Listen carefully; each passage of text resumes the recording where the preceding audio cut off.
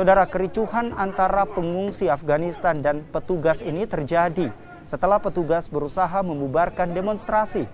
Langkah ini dilakukan lantaran mereka dinilai mengganggu ketertiban dan keamanan gedung tempat kantor perwakilan UNHCR berkantor.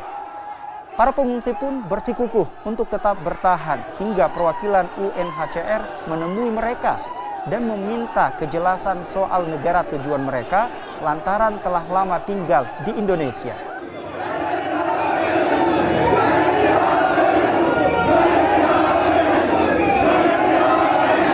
Ini hari kita demo karena dua teman kita dalam 24 jam 2 orang meninggal. Karena ini mereka sudah 10 tahun menunggu di sini, baru akhirnya meninggal di sini.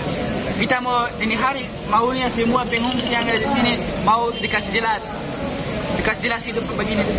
Dua orang dalam 24 jam 2 orang meninggal. Kita maunya sekarang semua ini dikasih jelas. Kita sudah capek 10 tahun sudah cukup kan. Jadi saat ini belum ada kejelasannya. Yang di sini semua demo dari Afghanistan, cuman dari negara Afghanistan semua yang ada di demo di sini. Tidak ada dari negara lain. Semua yang demo di sini hari di depan menara kantor, di depannya menara Boswa dari Afghanistan kan.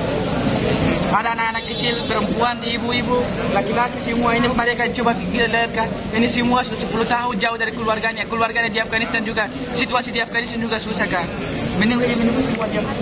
Jadi untuk saat ini tuntutannya belum belum jelas kan.